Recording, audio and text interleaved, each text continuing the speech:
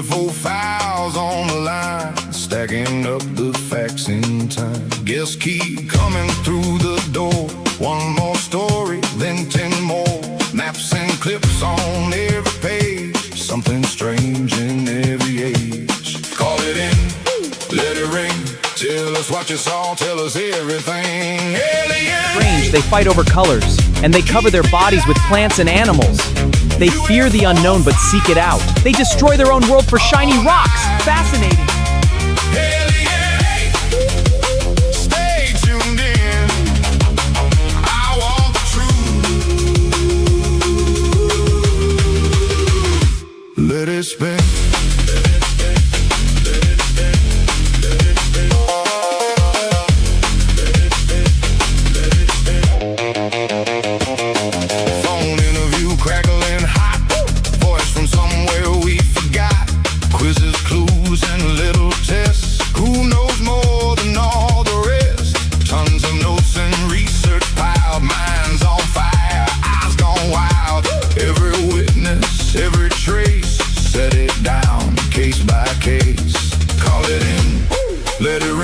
Tell us what you saw, tell us everything. Alien, keep it alive. UFO files all night. Alien, stay tuned in. I want the truth. Let it spin.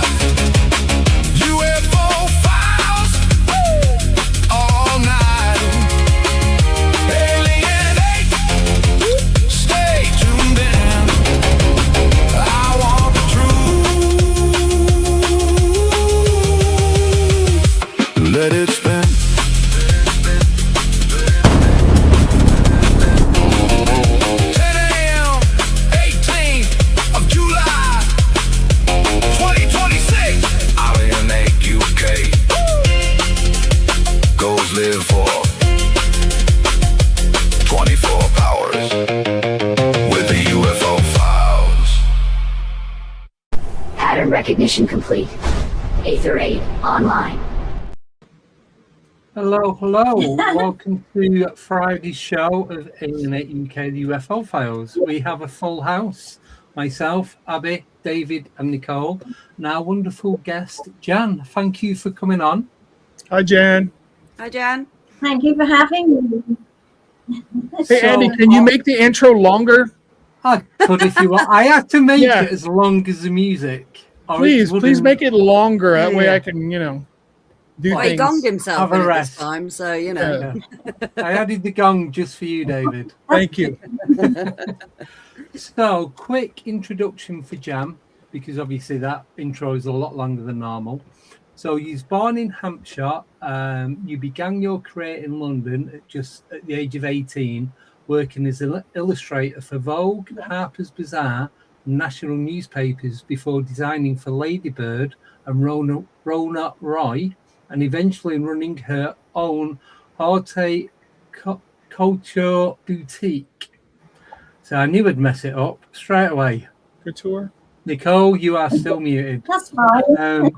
What? I said, what was that word? Nothing. She had a shop. She had a boutique shop. Should have just said that. Haute Couture, Andy. Haute Couture. Yes, that. But beneath the glamour was something deeper calling to her. Ooh. So I'll let you then carry on with that, Jan, if that's okay. Yes, that's lovely. Thank you very much for having me in. No, thank you for coming on. I will tell you that it's only since February when I published my book that I've really understood how many other people have had UFO experiences. Not forgetting that I kept really quiet. It happened in 1982 to 1984, and within the 3 years, and I was told to write it down and let it out as everything was happening, and there was lots of things that were happening, and it just blew my mind. I didn't understand what was really going on, and afterwards, I just felt as if I'd had and leave it there. Maybe one day it might, be worth something, to put it out, although I was told all the way through that it was to write it down and let it down. And that's what I did. So years later, I got my husband, I found it all, and I said, I'm going to get rid of this. And he said, what? And I said, I'm going to get rid of this. I really don't. I think people think I'm crazy. He said, no, don't you dare. He says, one day when I'm gone, he said, you will need that. He passed away in 2020, and he was right. Afterwards, I decided I had to write the book down and let it out. So it came out this year, and I'm absolutely shocked I'm shocked for two things here, is that in this country, people just say, ha, or they say, have you been to the doctors lately? They will say other things like that, like, have you had your meds lately?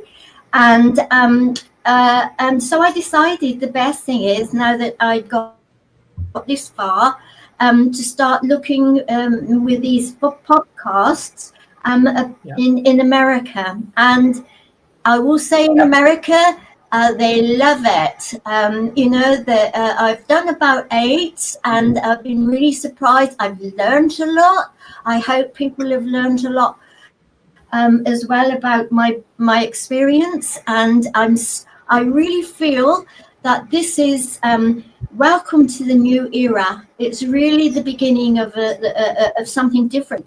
And I think for people like myself, I have noticed that they've got in touch with me with comments. They say, something like that happened to me as well. And I really think that, if it weren't for podcasters like yourself, we wouldn't be able to get our stories over and out. I think it's because of all you podcasters that are sort of breaking the barrier, and we are coming forward with all our experiences. So thank you very much indeed. And I think it's you that's bringing out the new era. So I'm going to just tell you what I start with. I start with the general thing, and then I tend to add little extra bits as well, just for differences. So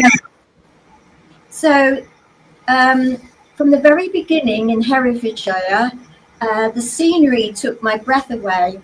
I felt privileged to live here. It was a patchwork of natural beauty, green hills and golden valleys, wild flowers and healing herbs, luscious fruits and berries, a land of milk and honey.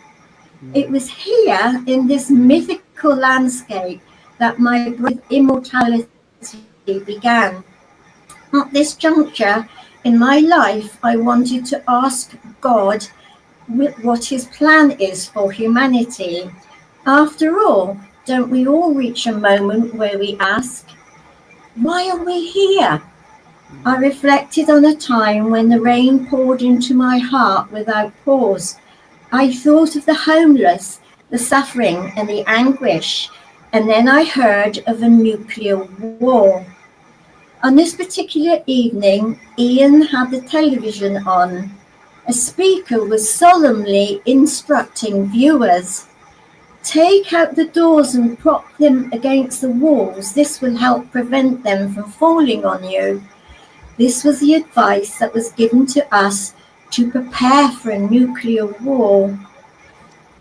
I asked Ian if this was some joke, and he just said no, quietly. This is really strange because we're in the same sort of environment at the moment, and this is what happened at the beginning of the start of my experience. That's strange, isn't it? So that night I didn't sleep. In fact, it was for 3 nights that I stayed awake, gripped by fear for my daughters, for all of us. Then I saw an article about an underground shelter that was fully equipped with survival kits for 3 months. Nearly £10,000, but no need to resurface for weeks. That was it. My answer is that we need to survive. I couldn't wait to tell Ian. He agreed.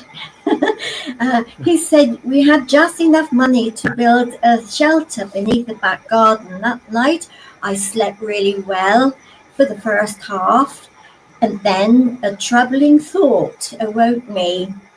What will happen when we surface? How many others will still be alive? Will the world still be habitable or poisoned? And once again, I was in despair. I got angry. I had brought my daughters into this world under God's love and protection. It felt like my sacred duty to give them a safe, loving start to life. As a mother, I would do anything to keep them from harm.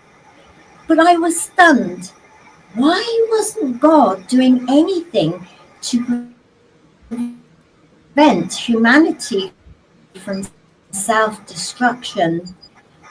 I wrestled with God for days and nights, asking, how can a loving, caring God allow this? Why, God, do you permit such things? Where are you in all of this? Little did I realize that this wrestling match was to be the beginning of an immense affair with God. It lasted 3 years, although my family would say it has never truly ended. I think this is really strange because have you heard of somebody called Chris Bledsoe? Chris Bledsoe, yes. American. He yes. Yes. If you he seems to have had a similar experience. You know, it's to do with God. I think his book is it the God of UFO of God, and UFO he was, God, yes. And I found other people. Yes, and I found that a lot of people say that it's sort of, and I think he said in one of these podcasts that it seems to be when you're worrying about something or something dramatic has happened, that these things tend to start. You know, it starts the beginning, an onset of one of these. A few days later, it was Tuesday, the 2nd of March, 1982, at precisely 10:45 p.m. I was driving along a narrow country road in Herefordshire with my 2 young daughters in the back seat, supposedly asleep. As I drove down this lane, my eldest daughter began talking to me. What comes after 20, Mummy? So I was puzzled. Do you mean 20, sweetheart, or do you mean 19? She shook her head. He says, it looks like this. And she was tracing an invisible shape in the air. I turned slightly to see her gesture more clearly, and it was precisely at that curve that something utterly bizarre caught my eye. To the left of the curve is a stile leading into a vast field bordered by tall bushes. To the right is the lane we were driving on, which stretches approximately 352 yards or 0.32 kilometers. At the end of the lane, a main road branches off, leading to the International communication satellite station in Herefordshire, and I will tell you, I 100% believe that they were listening to the communication satellite station across the road. Now, as I turned onto the lane, I spotted these weird lights hovering above the ground. They are clustered together in the front left corner of the field, suspended eerily in space. So this is something I did when I got home afterwards. Can you see it in here? Oh yeah. Oh yeah, yeah. Yeah. Closer. It looks like a cookie. So, I felt that. So now, as I spotted these, and how do I know that they were watching something on the main road, or perhaps far beyond the satellite station? I can't say, but the feeling was overwhelming. These lights weren't random; they were aware. I knew that straight away. I knew that there was a link. Suddenly, the lights turned and sped towards us. It took them 3 to 5 seconds to cross the diagonal stretch of the field, roughly 440 yards. Even at 5 seconds, their velocity was around 180 miles per hour. These intelligent lights came across in a cluster, yet they were separate entities. The cluster was staggered, as if their speeds varied.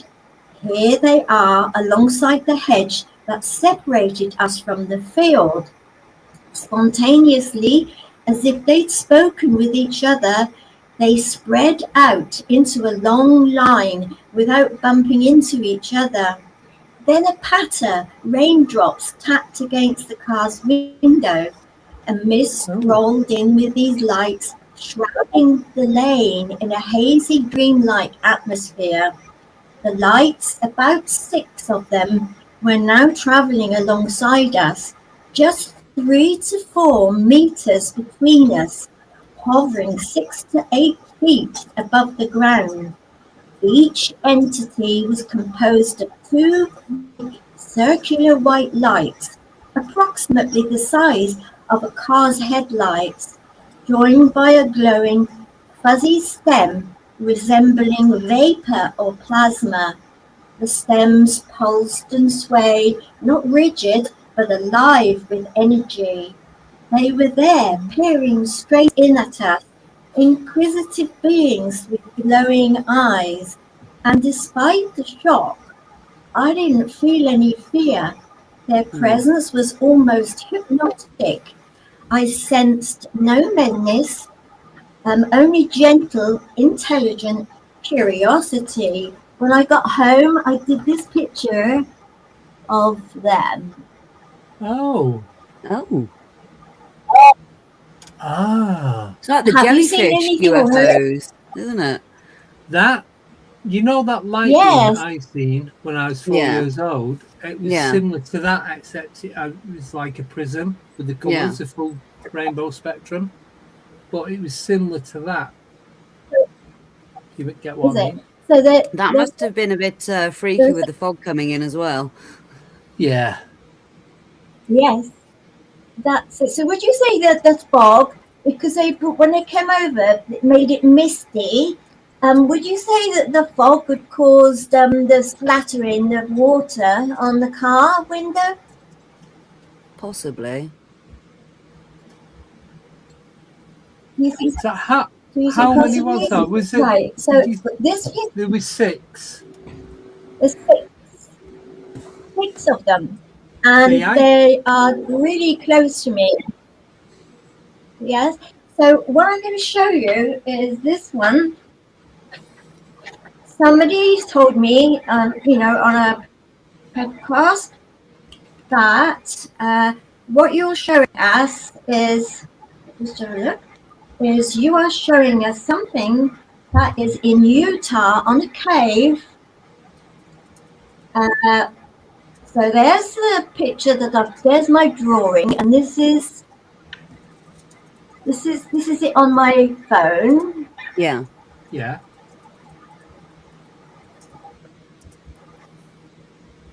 Yeah, I can, yeah, I can see it. Well, it's there then, anyway.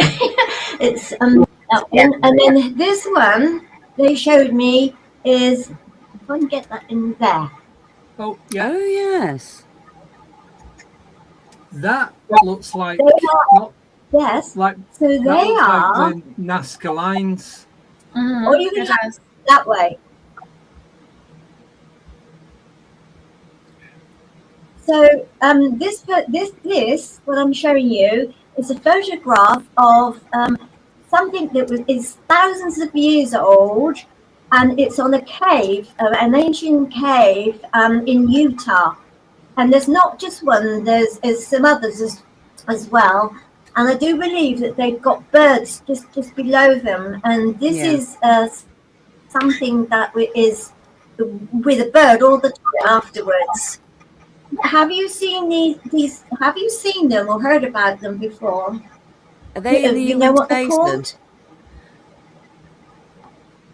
They're the petroglyphs, aren't they? Are those the ones in the Uinta Basin? Because Are that's they got what? a high Sorry? UFO. Are they the ones that the cave paintings and wall drawings that are in the Uinta Basin in Utah? I don't know about that, but that's interesting. Because that's So, got a very high UFO okay. concentration count. You've got Skinwalker and all sorts around there, haven't you? Oh wow, I don't know that. It's just what somebody told me. But I will tell you that they're called Seraphim. Have you heard of Seraphim? Yes, because you've got the Nephilim and you've got the Seraphim, Seraphim, haven't you? Yeah. Ah. Highest choir of angels. Yeah. Absolutely. Yes, that's it. Somebody, I can't remember his name, but he did told us that there was 9 types of angels. Yeah. And that the nearest ones to God is cherubim and seraphim, and the one on the end. This end of the kindness. On this end, the other end, there is the so-called artist's illustration of a seraphim. But to me, it's only got one eye, and all these 6 had 2. They had a pair of eyes, and this is just one. So that's just what somebody, is saying is, maybe it looks like this, but it doesn't really look anything like them at all. But it was interesting when I heard this, because to think that it's the second one closest to God, and it was to God that I was asking all these questions. So I just found that sort of after I'd done some research, because I researched while I was quiet in not speaking about it to anybody. I did look it up to see if I'd gone crazy or not. So the next day, Ian and I visited the airbase. But before we did, when I got home, I rang the police. After settling the girl in the bed, I drew a picture of them and rang to the local police. Look, love, the officer said, we've got enough trouble with the natural, let alone the supernatural. Try the airbase. They might be able to help you. So that's how much they wanted to help me with that. Jan Hann would be a good person to talk to. He's ex-police officer and he's got the large archives in the UK. And he documents people's UFO encounters in the UK. He's ex-CID. Yes. Is that John Hanson? Yes, that's right. Yeah. Is that you? Yes. Actually, he got he has been in touch with me, but at the time, my husband didn't want me to talk about it to anybody. So that's what happened. Anyway, the next day, Ian and I visited the airbase. Yes. However, we were informed that it had been out of service for a considerable time. The officer's response was, the police always send people here, same story, time and time again. So that made me think, I'm not the only one then. On our way home, we returned to the field, hoping to find evidence of what had happened. However, there was no scorch marks, nothing strange, except in the centre of the field, there was a small pool of water where the flashes had burst. Nevertheless, what had unsettled me the most was just the spectacle. It was how personal it was. They weren't passive lights, they were interacting. They had stunned me and they left me numb for a few days. I'll just tell you that as they were coming alongside me, they were so close but at the same time, it was quite foggy. They were causing this mist. And the other thing was that they were definitely interacting, not with the sound, or maybe if I'd have, I rolled down the window, maybe I would have heard some sound. But they were seeing, this is how I felt, that me and them were on the same wavelength. But their wavelength was 100 times more powerful than mine. And they were saying to me, don't worry, we're not going to hurt you. We are just very interested in you. That's all that they made me feel calm, really. It was only afterwards that I started to feel some shock when I got home. What I will say there is that personally, aside from initial fright or shock, I've never read recently since with accounts in which no UFO harms anybody. They don't stab a human being. They don't shoot a human being. They don't try and trip them up or smash them. They always seem to be telling people that they're just curious as well, and perhaps even inclined to advise or help. But that's only my interpretation. Yeah. So the next few days when I got in, and the next few days, people were saying at the time, they were saying maybe it was the tractors, and I thought, tractors? That's nothing to do with tractors. See, our county is very rural.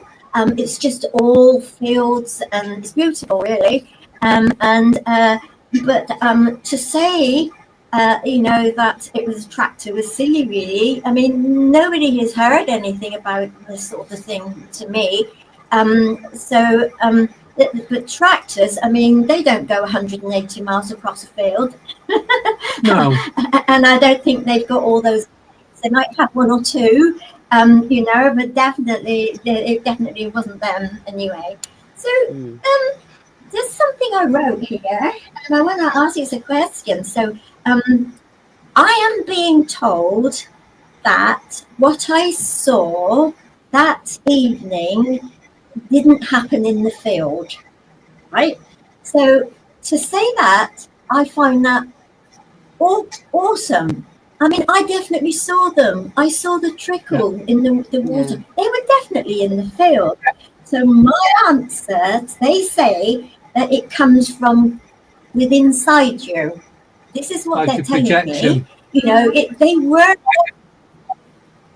Is that what you're saying? Is that what you're saying that it was? No, I'm not saying it was that. Why do you say that?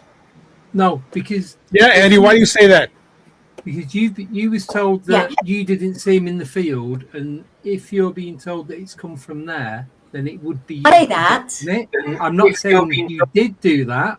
I'm just saying that's what it's classed as a projection. Like a screen memory. Yeah. Something familiar. You're creating this image, but you're not. What do you think happened, Jan? So I will say, I am being told that what I saw that evening didn't happen in the field. They tell me that it came from within me. So my answer to that is that cannot be true. Why? Because when they came over to me, as they spread out into a single line, on the other side of the hedge that separated me and my car from them, they had to be in the field to be able to do that. They're not within me. I mean, to me, they had to be in the field to stop and then line up in a single line and then follow me. How is it that the rain trickled onto my window if they weren't really there? So another thing is, B, as they were separating into a single line, approximately 3 meters difference between us, there's this vapor, there's raindrops that go onto that left side window at the same time. So if it was only for a few moments that it had, thus they had to be in the field itself for that to happen, not from within. And number C, I say, if they are within me, and everybody, seems to be saying the same thing, am I projecting them into the front in this field itself, for that to happen, not from within me? So are you saying that I'm projecting it into the field? I'm not. I'm with you, Jan. No. I'm with you. It's not projection. I'm not saying you're projecting it. I'm saying there is a possibility. If there's something there and you're making that connection and you're picking up with the frequency, then it is possible you are projecting it, but it is still there at the same time. It's not directly coming from you. It's coming from this connection between you and them. And then you're creating the vision for you to see. It's not you projecting it, and it's like a hologram projection. It's your frequency projection, so you have the ability to see them and connect with them. Jan, we actually have a question for you from Stephen Collins. Jan, did you experience any missing time at all during this? Missing time? No, not at all. But I will tell you, thank you for that one. That's interesting. So the other thing then I say is, and this is what I'm asking you a question, if they are coming from within me, and also I see them in the field actively, do we have more than one reality? That's my question. So in other words, is that right? Oh, that's exciting. So do we have more than one reality? Do we see just one reality that we live on and that we rely on? But maybe we can connect to other realities at the same time. This is what I wrote before we came on. Like another dimension. Is that right? Yeah. Yes. And these right now, on this screen, we have 5 different realities because everybody perceives reality a little bit differently. And there's nothing to say that, Andy's reality is the same as mine or David's or yours or Abby's. It's poorer, for sure. Also, as well, it depends on what frequency you're actually resonating at to what you're tapping into. Mm-hmm. Yeah. Yeah, because I've seen stuff, and there's been other people about, and they didn't experience that. It was just me. So I was tapped into something, or I was imagining it. I don't know, but I recall seeing it as in real time, like it was really there. So I believe that I did see it, and it was there. I believe Andy needs medication. Andy has medication every day. What I find really interesting is you were saying about these drops of water moving from different sides of the car, but yet the only evidence the next day was a puddle of water or a body of water where that was interesting too. I thought that was very interesting too. I was going to ask, was it a rain that started and stopped automatically at the same time, or was it just those drops of rain and a little mist and that was it? Yes.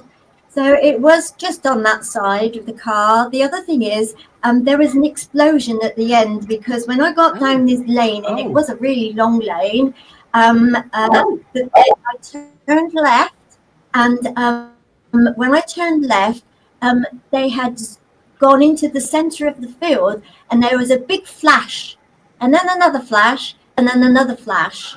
And when we went, my husband and I went the next day, there was water in the middle of the field. Is that, what does that say then? What does that tell you? So, right, just quickly, I'll keep it as short and brief as I can. No, you won't. I drive for a living. Later. No, I drive for a living, and I was out in the Fens in Peterborough. I don't know if you know that area. No. Yes. I'm talking to Jan, David. Unfamiliar. Obviously, you don't know. You're in Texas. Don't know what you're talking about. So, Jan, do you know the Fenlands between Peterborough, Cambridge, and Norfolk? It's all flat, and it's just fields and rocks and dikes and all that. So I was driving around there one day, and it was about, how long ago, Abby? About 3-4 months ago, when we had that really heavy rain, and there's a lot of flooding going on. Beginning of the year, when don't we have heavy rain and flooding in this country? That's what I was going to say. There's a lot of roads were closed because of flooding. So I'm driving down, and I seen a big flash in the field. Yeah. And it looked like a giant sparkler, but in slow motion, probably about the size of an SUV, thereabouts. But when I got to the field, because I was driving down the road heading that way, there was nothing there. There's no scorch marks, there's no track marks, there's nothing in the field. The gate was locked. There's no track going into the field. So I'm presuming you get to it from another side. So very similar to what you're explaining now, except I didn't see any beams. I just seen this big flash. Yeah. I was probably about 300 yards away when I seen it. And you wouldn't have been able to get in the field to see if there was any puddles of water left behind? No, because the grass was about 2 foot high, or the crops were 2 foot high. Yeah. Wow. So that's interesting as well. So I just finished this bit at the bottom, and it says, so in other words, then we rely on, depend on this reality at the same time, but then like another dimension, and these Seraphim from within us belong on another dimension that is within our normal reality. That's what I've written. Does that make sense? So in other words, then, that we don't just have this reality, a dimension, reality, or what you want to call it, that we think that we move around in. Well, if we exist, there's some other dimension. This is what I see. So if we exist in the third dimension, then we exist in the first and second as well. So that's 3 dimensions straight away that we exist in. So whether we can exist in the 4th dimension, I don't know. I don't know if we're capable of. Well, there's a theory that's saying that these higher beings and some of these UFO entities and some of the high frequency experiences people have and entities is 5th dimensional. So that they come from the 5th dimension. They kind of like almost like it phases into ours or something. Yeah, because we don't see the full state of what it is we're looking at. We just see a 3rd dimension of what that object or being is. And that is known as a projection, isn't it? Because it's projecting into our dimension from theirs. So we don't see the full entity or whatever it is, as it were. We just see what is fate. Height, depth, and width. That's it, pretty much. We also need to see things in a way that makes sense in our brains, because we might not be able to even process what these things look like or what they're doing, but our mind makes it make sense. That's again where the projection of the archetypes come in that Steve Mira was talking about. A lot of people who have these religious experiences with angels or higher beings, or like, as you say, Seraphim, it's what our understanding of that is, what we can equate it to consciously. Yeah, because your brain creates That's really what's interesting. called this pareidolia. Well, it's like the chariots in the sky, isn't it? That's what the mode of transport was at the time. So they saw chariots of fire. Yeah. Yeah. Can you give me some sort of like references in that, and some?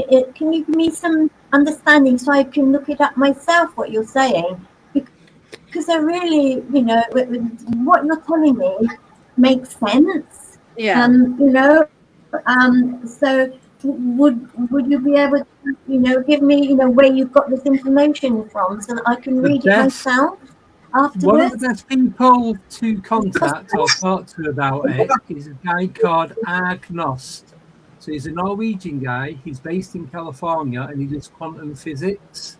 And when he's telling you, you understand what he's saying, but if you used to try and explain it to somebody else, so it might just be me, it's like it's so difficult, but you get and you understand exactly what he means when he's telling you. He's been on how many times he's been on here, Nicole? About 4 or 5? Yeah. And he always tells us time does not exist. Yeah, and it's like how linear it is, and the past, present, and future are all happening at the same time. It's all happening concurrently. Yeah. You can change your past by creating what you do in the present time, not the future, because the future's not happened. This is where my head starts hurting. Also, as well, Steve Mira, who we had on a couple of weeks ago, would be good to talk to, as well as Jan Hann. Yes. Yeah. So I They can all go give into you the it. contact So details. thank you for that. So, thank you. That's really exciting. Thank you very much. So I'm a newbie to this, you see. So Preston, yeah. Preston Dennett, Albert Rosales. What about Nicole? Ron. Yeah. He does the white noise. It's not white noise. Digital sounds experiment. Digital sounds experience. Yeah. He's very scientifically minded because obviously he's created it and does the upgrades and what have you. He might be a good shout, actually. Looking forward to speaking to him in July. Shameless plug. Oh, you're gonna have the best time. Yeah, he's such a top guy. That's really exciting. I just tell you that that's really interesting. I have to think about it a bit later on. So, the Seraphins then, or the Seraphim with the M, not an N, I've been thinking, are beings of ascent, not religion. In all traditions, Seraphim and their equivalents, this is research. I just love researching all the time. Appear when the subtle body activates. The psyche enters liminality. The soul prepares for ascent. The old identity dissolves and the new identity forms. This is exactly what happens to the experiencer. The encounter with the Seraphim was not religious. It is initiatory. And that's exactly what happened afterwards. Is I started to have an initiation ceremony in the Great Pyramid, and that's where I was taken. But before that, the Seraphim are beings of ascent. The Pyramid 2 is an architecture of ascent. They belong to the same symbolic system. This is exactly how initiatory experiences unfold in Sufi mysticism, Jewish, Merkava, ascent, Christian mysticism, shamanic initiation. So it's known, the ancient people knew all about these things, and this is what makes me cross, really, is that we have been controlled so much by Christianity and all the rest of it for money and power. The real truth about our origins has been left behind, and that's what they want, really. They don't want us to know the truth. They want to be able to I've noticed this, you know, when I got lots of stuff in there really, but when I went to the church, I wanted to know a bit more than what he was saying and why he was saying what he was saying, and he would always sort of like buff it off and say, "Oh, well, look up Timothy something." So, well, you know, you're not answering me, don't you know? And then one day I said to him, "Do you know that Jesus knew about the mystery? In the Bible, he says that, you know, in the mystery. What is the mystery?" And he said to me, "Nothing." And then he rang me up. He says, "Where did you find that in the Bible?" And I said, "It was in somewhere like Revelation." And the disciples were asking him, you know, "Why do you treat us with this and you tell them that, but you tell us about the mystery?" He said, "To them I tell them whatever, the people, but to you I tell of the mystery." And after that, he'd gone off me. He sort of like he kept me. This is the reverend or whatever. Another thing I said to him, "Do you know?" I said that that energy and spirit are both the same. The only thing that changes is in the name. I said energy can never be destroyed. It changes its form, but it's never void. Life is ongoing. And I said, because the spirit's the same thing. It's just the scientists, you know, and the religious ones that they've changed the name, but it's both the same thing. We can't die. So he said, "Don't you tell anybody in there that. Don't you ever tell anybody." And I said, "No, I'm not going to spoil it for them." But I said, I said, "I'm still coming though." You know, so he used to sit next to me then to make sure that I didn't tell anybody. And that made me even more a little upset, because I thought angry, because he's not telling them the truth, you know, he's just after their money. Anyway, I mustn't talk about that too much. So, I agree with you. That was that. Yes, I got to the root anyway. With my book, you will see exactly what I've discovered and what Jesus really is. But I will say that everything in the house was like it was an electric cage.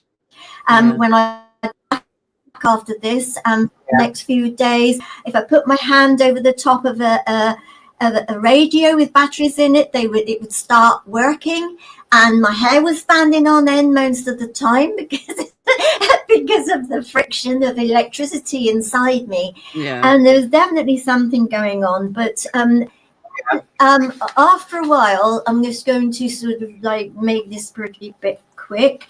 I want to say that I just felt really weird, and even worse than before, you know, what's happened to me. So then I prayed to God at the window and asked him, you know, if he could, what was happening. And I felt all of a sudden there was a heavy thing went on the top of my head, and it pushed me down, and there was these words saying repentance and repent. So I did just that, and after a while, this pressure on the top of my head in front of the kitchen window, it started to pull me up. And as it pulled me up, there was a rainbow in the window, and the rainbow is, I know from the Old Testament, is and Noah and the Ark, that is a promise from God. It's a covenant promise. And so I took that, and then it came out to be a double rainbow, and it was beautiful. And I knew then that God, you know, was with me at that time. Now, I will then tell you that I took, I was pushed, really. It was like magnetism all the time at this point, that it was something was pushing me in a certain direction. I had to move away from the kitchen. I had to come towards this door backwards, and then I had to go in a certain way. And then all of a sudden, like a heavy magnet clunked on the top of my head, clunk, click. And with that, I knew I knew that something awful had happened. I felt at the same time, it's just as if, I don't know whether it's fish or whatever it is, tigers, I know they do it, they can give off a sound, and when they give off a sound, their prey will be stunned. It stuns them and they can't move. That's exactly how I felt. I had been stunned by something, and it was just like a spider and a fly. You know, I had everything within me was just rigid. You know, I couldn't move, and then all of a sudden, this thing on my head started to pull up, and it was pulling up what I call my stuffing, most of my energy. And then I started flying. I was in two parts, and these two parts in religion, you call it the dual embodiment. And the dual embodiment is where your body has been put into two parts, and the energy, most of my energy, was going off with this huge bird that had been pulling up like that.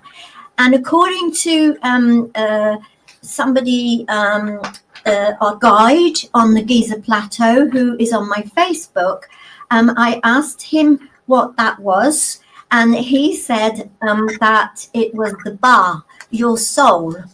He said that the initiation ceremony starts with Seraphim, and then the clunk click, and the noise was awful.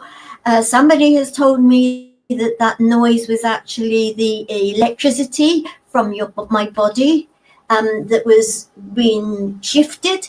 But whatever it was like a huge bird, and it stayed with me for all the way through the initiation ceremony. And but I will say that the two parts of my body is wow. This part was very, very tired all the time. The physical part was carrying on with this reality. Now there we go, you see. And the other one, with the bird, the invisible bird, went off to the Great Pyramid of Giza. But there's lots of things that were going on the journey all the way there, preparing me for this initiation. What the hieroglyphs are, how they work, what they are, how you can understand them. And inside the Great Pyramid, I did the most ancient initiation ceremony that is because the Great Pyramid is thousands of years older than what they really know. And I did the trip right the way through. And I will tell you that when I got to the King's Chamber, I saw just before the King's Chamber, I had to go outside. I was going in and out through the walls, and outside at this particular time for a prophecy. And then that was the bird that took me out. And then you can see I haven't been in the Great Pyramid physically, but I have found out that it's true. I went through the wall in the Queen's Chamber, out and had this prophecy. Then I went back in. It's the East Wall, and if you see on pictures and that, I don't know what they call it, but it looks like this sort of shape.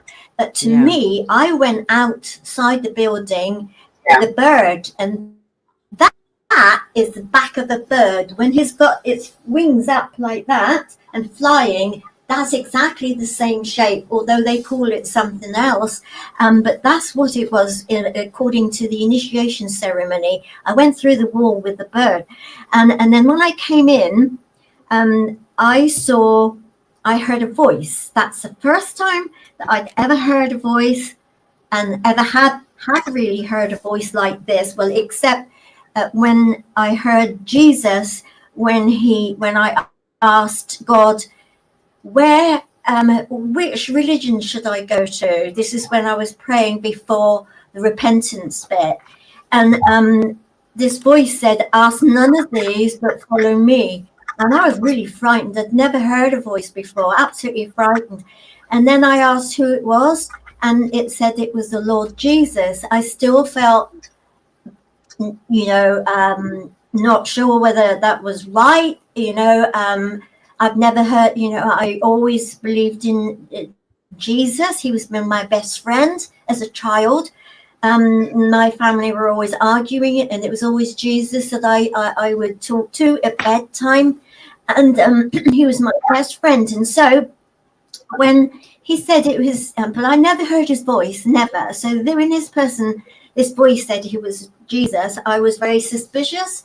But then when going into the prophecy in King's, in the Great Pyramid, I come in, and then this voice is it's that night time, and the voice says inside my child, and I said, I woke up, and he's outside, projected. Now this was definitely projected outside, a hologram.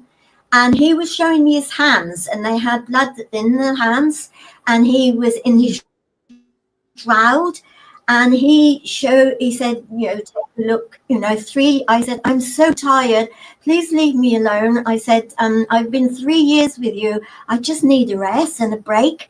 And he showed me his hands, and he said, 3 years of your kind is but a mere glimpse. He said, this is what he had to suffer, you see. He shows as well. And I took Barry, and I said to him, I said, Jesus is here. Look, he's in here. And because my husband woke up, and he wasn't really pleased to be woken up. So he went off to the loo, and he said to me, well, he said, after all these years, I'd have thought he'd have healed himself by now. So, so he didn't see him, you see, so he didn't believe it. So anyway, then the voice went back inside, and then he gives me a prophecy and things. And then the next time, that was it.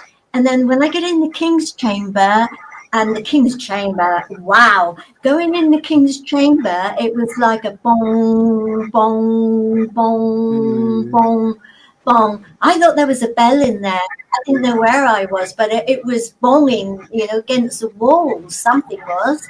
And that's what it seemed like. And but then I thought, Jesus, pardon? Sorry, it is a resonance. It is a resonance chamber in that, in the King's Chamber. Yeah, I've been in there, and we've done the ornament. It's the way the sound comes back at you. Yeah, back off the wall. But I will say that I saw Jesus then, and he was dressed up, and he was he was an angel then. And to start with, that was how he was praying. That's it. He was on his knees. He was praying, and then I noticed he had these sideways. That he had these big, massive wings on the back. So he was like a guardian angel. And then the next thing is that he is he changes. It was a flicker, flicker, flicker hologram. Yeah, and then he was he had this rod in his hands.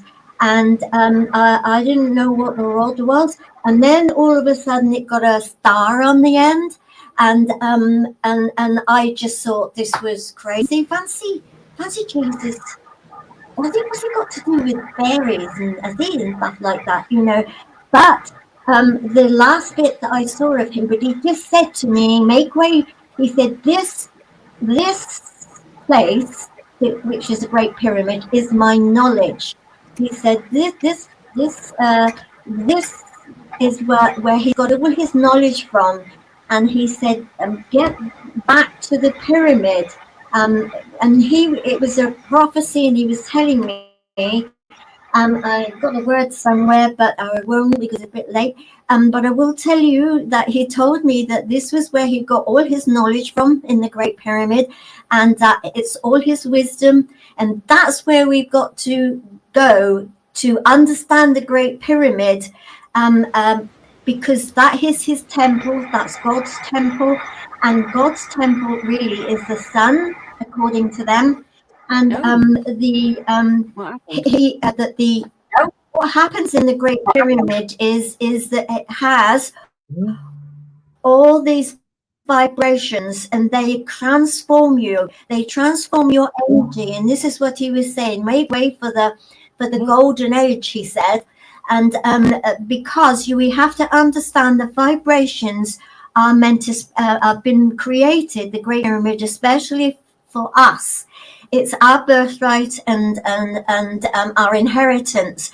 The vibrations that transform our energy, which will make us, prepare us ready for our new era. That was what I was told. The Great Pyramid of Giza sits smack bang in the center of planet Earth. That was how it was when the landmass was all in one piece, although we've now got all these continents instead, but put them all together where they were in the beginning. The Great Pyramid sat and still sits, but sits in the center of the landmass, and it was the temple of God, and that is a true temple. And all these other ones that have come out, with all the different types of things, and they are sort of offshoots of the real one. And when I say prepare for the new era, we have to change our vibrations. We have to make them higher, and that's how we do it with the transformation of the vibrations of the Great Pyramid. You will learn more of it from my book as well. But I will tell you that I didn't know this. I didn't know about anything until I've got onto the podcast things. And this Chris Bledsoe was saying that Jesus, the Messiah or whatever, is going to come at Easter time or something like that, 2026. Well, is this what he's waiting for? I don't know. I mean, but if you read my book, it's definitely at the end that it seems like it's that we have to prepare and get back to the Great Pyramid, for ready for the new era. Yeah. I mean, the what you described earlier, Jan, about the two bodies and the electrical hum and the static all over you and the vibration sounds very much like an out-of-body experience. Now, it seems like you were taken involuntary, as in it wasn't something you brought on yourself. It was, you were literally, removed your consciousness, your soul, spirit, energy, whatever label you want to call it, was taken from your body so you could go on this journey. Yeah. Ba. It's the Ba. The Egyptian, he had actually done it as he's a doctor, and he said it's the Ba that left me and went to the Great Pyramid because it's part of it. Yeah. It's part of our inheritance. It's we have been created and are the same as the Great Pyramid, ready for transformation. And what is happening is the experience. It widens our consciousness. Yeah. We do have a question for you. So this is from Stephen Collin. And he wants to know, Jan, did you have any poltergeist activity at all? A lot of people do after they have experiences. With the stuff that you had going on in the house, because you said about your radio and you were having some slider experiences where you're manipulating electronics through the energy. So what was there anything going on in the house? Because anything about paranormal, light bulbs randomly not working, going off, and things moving? There was lots of things that were happening after that.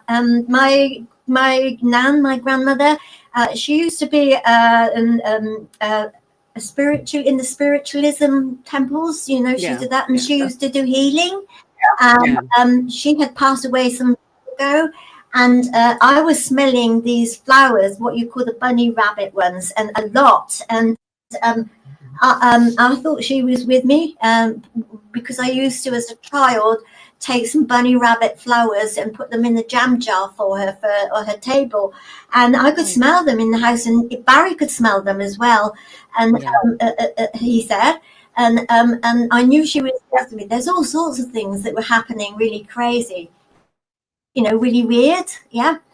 I used to go swimming with the family on a Sunday because like this electricity, it was dreadful, and I used to feel much better. It used to calm me down. But as soon as I came back home again, I just felt as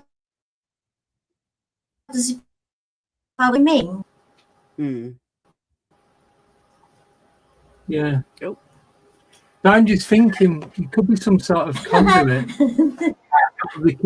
the connecting rod between their frequency and ours. Because you get a lot of people that are like that. It's like the more of a contactee than an abductee. Yes. You know what I'm on about, don't you? Yeah. It's like, the bridge between the two. Shut up, David. Jen, I gotta ask you, what does Jesus's voice sound like? Ooh. Very calm. Very calm and nice, really. You feel safe with the sound. I also can, if you would like another time, but I will tell you, I've been looking up. When we went up when we went in the Great Pyramid, and I was going up the Grand Gallery, I knew, now I do, I felt other people were with me to go into the King Chamber, and I actually feel that these are the near-death experiences that go up there, because when you get into the King's Chamber, in the spiritual body, at least the way it was all like light, and like Jesus he was solid to start with, then he was see-through, and it was definitely projection in there. There was a lot of things strange happening in the King's Chamber, but I think that Grand Gallery is really like St. Christopher type of thing. We're crossing over because underneath is a well, so there's a water, and but that's another thing that was happening in there. There's lots of things, but I want to tell you that about the Sirius system is where we've come from. Although I think that we've been, genetically that sort of lots of different times, because I think we definitely have this ape thing, sort of primate, do you call it primate? Part in us, but according to the pyramid in the Queen's Chamber, there's 2 shafts, and in the King's Chamber there's 2 shafts. One of the shafts, which is a south shaft in the Queen's Chamber, that's the Queen's womb, Isis's womb, is a shaft in the south shaft, and it's pointing to the Sirius stars.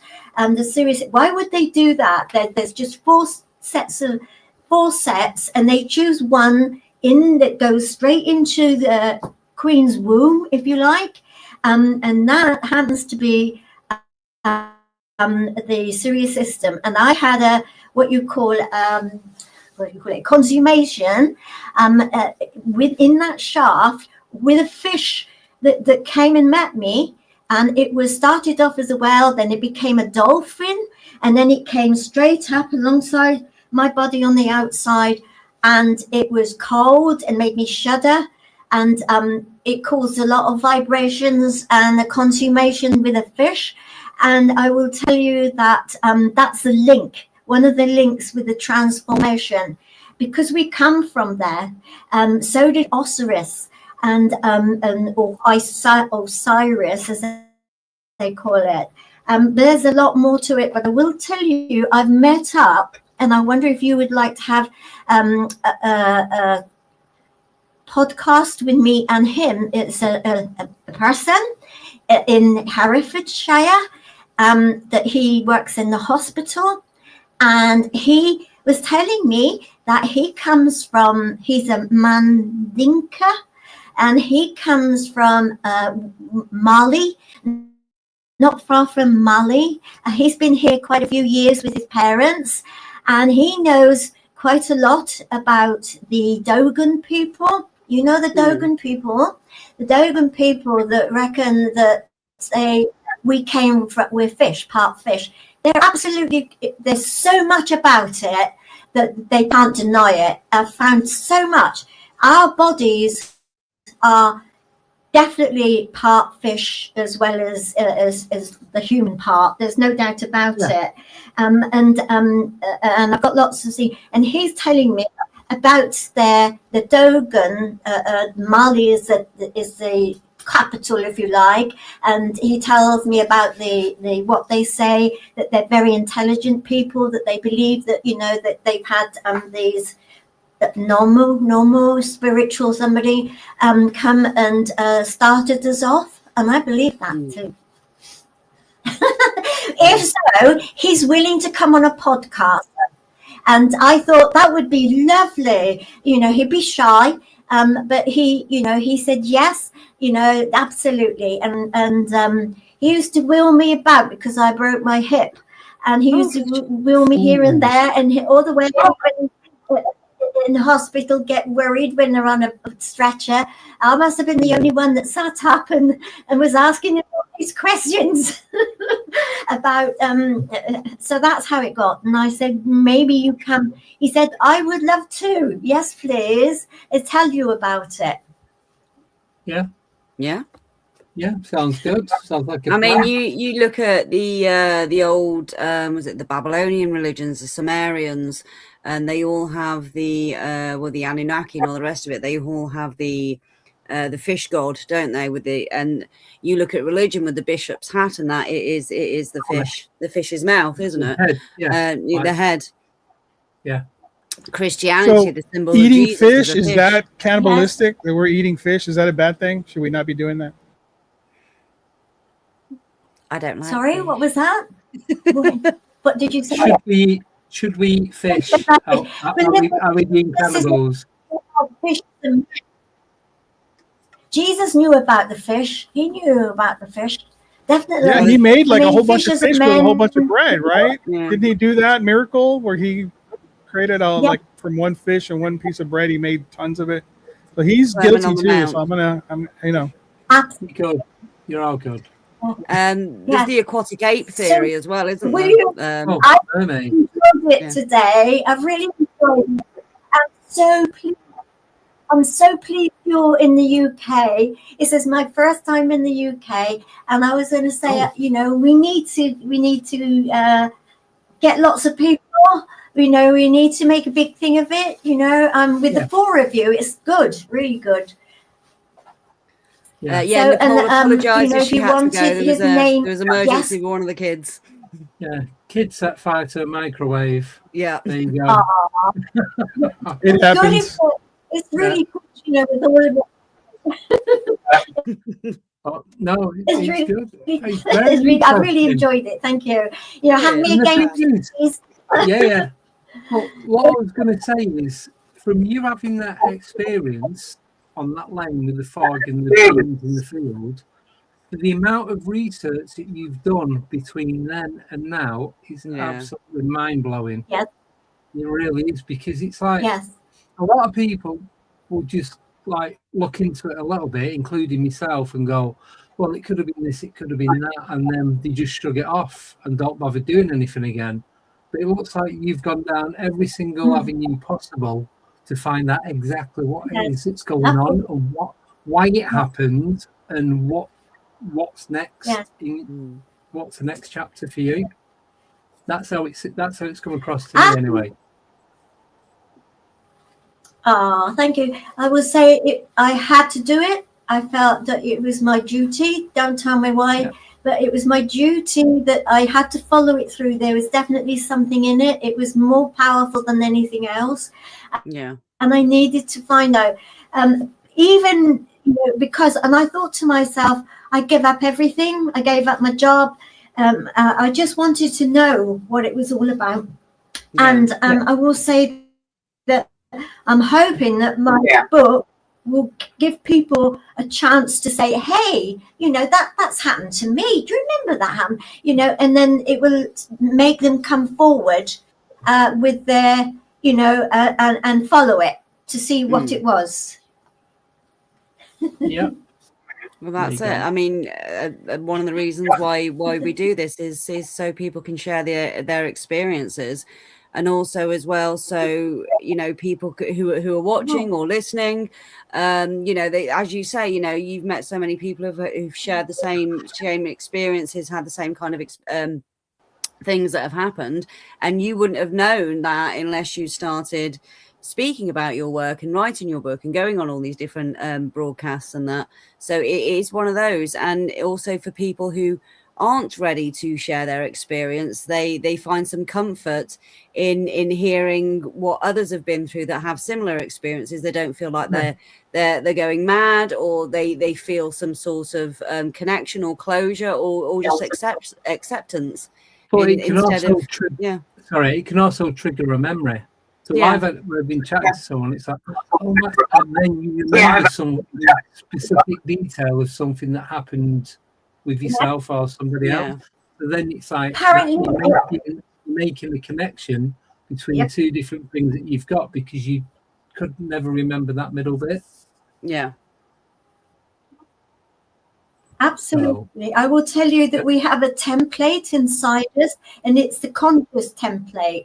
It's a conscious template, and what we've got to do is widen our consciousness, ready for the new era. It's not that the new era is going to sort of, you know, choose which ones it wants to be able to go in. It's up to you. You know, it's up to you yourself if you want to understand it and get on this, because it's another level of vibrations. We've got, you know, if you want it, you can have it. You know, and apparently this is the year for it, year of the fire horse. Apparently we're meant to be going from the 3D to the 5D. So, you know, last year was the year of the snake, where we were meant to be casting off all our humanly subconscious trauma, ego, all the rest of it. We're supposed to be casting all that off last year and doing all that work. This year is meant to be the year of ascension, so it ties in. Yeah, if they do it, they keep delaying everything by 2 weeks, every 2 weeks. Well, we're not talking about disclosure, Andy. We're talking the same. Kid you? Year of the fire horse started Chinese New Year, mate. That was back in March. Oh, well, can they get it going? Can they ramp it up a little bit, please? Yeah. So, no, massive thank you, Jan, for coming on. Really thank you for coming on, yeah. Really do appreciate it. It's live, is it? Yes. Yeah. I said, how many minutes do you have it? I think we're almost at a close, aren't we? Yeah, we've got about 5 minutes to go. So we try and stick to around 90 minutes max. Just like the algorithm, and then like people in the chat and all that kind of stuff as well. So it's not too much or too little. It's just that nice middle bit in between. David, do you have any questions? Yes. I'm just trying not to let the noise that's happening in here affect. Yeah, it's not too bad now. It's gone down a lot. Yeah, I put like a blanket at the bottom of the door. See that? I guess that helped a little bit. Has cut it a bit, yeah. But real quick, you said you compared this to like Chris Bledsoe, right? That your experience was similar to Chris Bledsoe's experience. Did you have any communication? And I may have missed it when I had to leave, but did you communicate with them at all? No, I had never. I seem to be. I mean, it was only when I put my book on in February on Amazon that I started to think, right, Janet, now you've got to start, you know, advertising it. And as I say, I couldn't find anybody in the UK. I couldn't find you at the time, and I thought, well, you know, I'll go to the other side. To America and that, and I think it was Karen Holton that she was the first one in Canada, and from there it went on. It's gone on to, I think it's 8 altogether.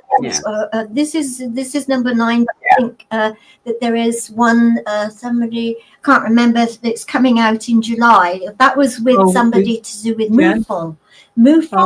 I think MUFON on. Didn't you Are these something to do with they podcast in Canada? Yes, he's on. He will be. He was. I didn't know he was going to be listening, but he was on the same interview with me, asking me questions. And strangely enough, I think it was MUFON. I'm not sure, that visited Chris Bledsoe, isn't it? But no, I had never heard of Chris Bledsoe until I got on to some of these interviews. Somebody actually said to me, it was with Jeff Reynolds. He said, he put on a comment, I believe that this sounds a bit like Chris Bledsoe's story. So I decided to look him up to see who he was. But yes, his is to do with religion. And he was in a bad way or something, or very, depressed. But his is the Mary. He calls her the lady.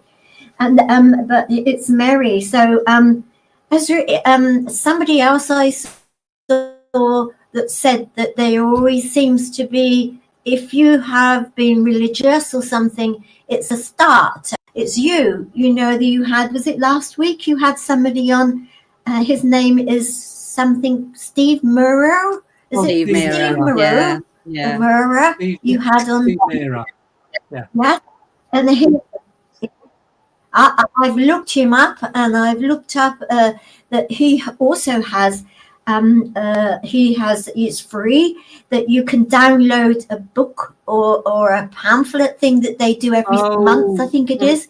And in there is all the things that they are collecting. Yeah. To see if there's the categories, if it comes in, there's all sort of like categories, in where all these people that have seen, say, like fish or something, and seeing if there's any anything, a link, and sort of try to link it all up together. He was calling it the archetype when we were spoken to him. That's Paranormal Underground, it's called. That's a magazine. Oh wow, what's that for? For me to see another girl is that in English? Yeah, so that's one that Steve Mary does, and each month you go on the mailing list and you get it sent to your inbox. Okay. Thank you. Yeah, thank you. So yes, I'm really interested in doing this with you. yeah, definitely. But are we finished? Okay. We've got about 3-4 minutes left. But I just wanted to ask, so when you, like you said, when you see these things in the field, in the fog, because you said they didn't make any sound, did they move towards you, or did they stay where they was? Sorry, you cut out. So when you see those beings, did you move towards you? I can't hear what you said. There's a bit of internet lag, Andy. Yeah. I'm trying to work out. You're asking me if I'd like to? Yeah. He's asking if they move close to you, those beings. Or did they stay where they was? Wow. Because they were very close to me. They were just 3 meters between me and them. That is really, really close and a long time. And do you know what? Yes, because they're so close. And I wonder, I think they have never left me, really. And I want to tell you that I believe they are Horus. I've been looking up all these archetypes, and that's another one, if you want me to do with you, is that Horus and Jesus, as Jesus said to me, or this thing going up the Grand Gallery, I was told that it's my friends, I call them in this case, they were telling me that it is pass the baton. It's called pass the baton. And I saw was Horus, and then I saw Jesus was at the top, Horus, and Moses. I saw another one. And I will tell you, a lot of this is following the Bible. And I'm going to do a book about it, because I think that what happened to me is a story that is in the Bible all the way through. That this is a secret. This is a mystery that is in the Bible as well. And I think in this case, it is a transfiguration of Jesus, where he's with three bright things, and they wanted to know if Jesus wanted any help or something. The disciples did, and it's called the Transfiguration. And he was lit up with some other people chatting to them, and it works with this pass the baton thing, passing the baton through history. I found something from this professor, and he is saying how close Horus, all the things that Horus says, and all the things he does in his life is exactly the same as what Jesus has done, even down to the 12-year-old and the 30-year-old. It's a sort of a ritual, and it was the same with him. He was crucified. There's all these things, and when you listen to Jesus and all the things he says, I was here for you. Yeah. Right. Then you realize, you think that's not. Yeah. Unfortunately, that's all we've got time for, because we are at the 90-minute mark. We are indeed. So, massive thank you for coming on. Lovely to meet you. Thank you for coming on, Jan. Thank you, Jan. Awesome to meet you. Thank you, everyone in the chat. Thank you for questions. Myself and Abby will be back on Monday when we speak to the Reverend Michael Carter from Ancient Aliens. So he's going to be coming on. Then next Friday, speaking of which, we've got Karen Holton coming back on for part 2. Oh, fantastic. So she's going to be on there. And then I'll have to catch up with part 1. Yes, you do. A week on Monday, we've got Gary Eseltine, and then a week on Friday, which is most probably going to be one of our last Fridays, we've got Soma Ra. She's going to be coming on. She does the channeling from different entities. Yeah. And then we've got Steve Mera coming back on the 1st of June.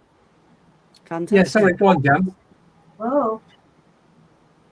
So I was going to say, for Jesper to come on here, will you tell me if you can, and I will be with him, not in the same room. He'll be doing it from his home. Yeah. I'll go. I think it's good for him because. Yes. I was going to say, I think, it's good for him to sort of belong to these things. He's fascinated about all these sorts of things, but I don't think he gets a chance to do it. So it would be really nice, for him to be part of it. Yes.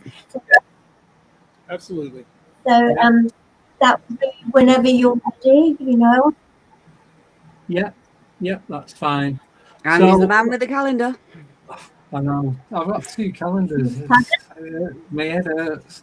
Right, so that's everything. We are going to have to end it now. So thank you, everyone in the chat. Thank you to Stephen Collins for becoming one of our new moderators, because everyone seems to be vanishing. Joe, you've got vanishing scientists. We've now got vanishing moderators. That's not good. No. So it's like today's season, Andy. I know. Right, so that's everything. Thank you, David. Thank you, Abby. Thank you, Jan. And that's it. So we'll see you again on Monday at 7 p.m. That's it, 7 p.m. UK time. Yeah. Which is 2 p.m. Eastern time, 1 p.m. Texas time. So that is everything. Anything you guys want to add quickly before we go, David? Yeah, if you guys can subscribe to David from DTRH. I'm 2 away from 3,400, so I would really appreciate 2 more subscribers to my YouTube channel. That would be great. Well done, David. Thank you so much. That's a awesome. man. Also as well, Lifting the Veil with Abby Dent and also Nicola. We've got 2 great shows coming up. 20th anniversary of the Pembroke Voice. We're going to go in 2 different directions with that. One, a very, very personal account of they were there, and then going into the analytical as well with Steve Parsons. But in the meantime, I have just uploaded a show which I recorded last year with one of our repeating guests from the UFO Files, Mr. Jan Hann. And he delves into some amazing cases and stories and telling his UFO experience, which he doesn't really do very often. And I was very privileged to be one of the first to hear that. So, yeah, go and check that one out. Excellent. Oh, quickly, while I remember, so coming up in June, we've got Eric Mintle coming on and we've got Martin Abbas. So anyone that watches Paul Sinclair, which I know some people in the chat do, they know Martin Abbas pretty well. But he's been on before, and it's going to be a good one. Are you going to play your little soundbite for the Eric Mantle that you had off my voicemail? No, not yet. I've done it, but I can't quite get it perfect. So that'll be on Monday. Brilliant. So that's it. Thank you again, everyone. Have a great weekend. Take care. And any lovely to see you again, over David. the weekend, you can email me. You you can email me a new email address, alienateuk@icloud.com. Cool. So updated. So that's it. Take care, everyone. See you soon. Bye-bye. Signal acquisition initiated. Cross-referencing anomaly archives. Pattern recognition complete. Aether 8 online. Proceed. Welcome back. You found it again. The UFO Files. Broadcasting round the clock on Alienate UK. Red-eye listeners, insomniacs, sky watchers, van drivers on the long haul. You're tuned to the only station that stares back at the dark with you.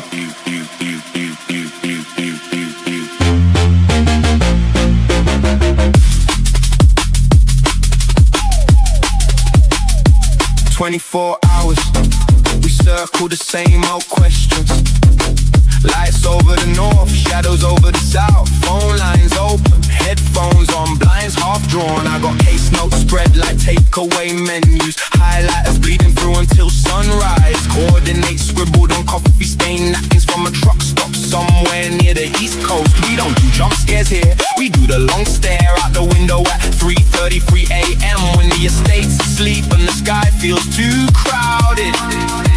You call him with that voice, half whisper, half there. First time chatter, long time watcher, and the hairs rise on every neck in frequency range.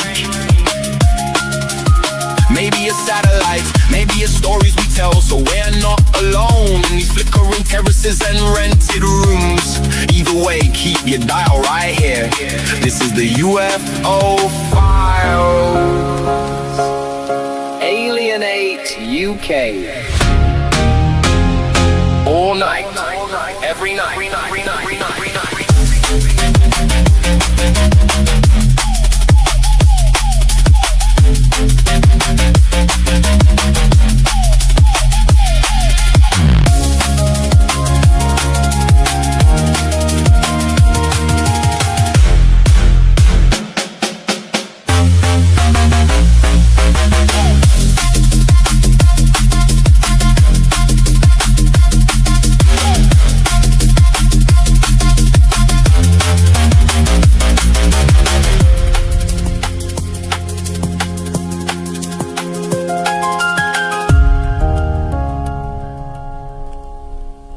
Welcome back.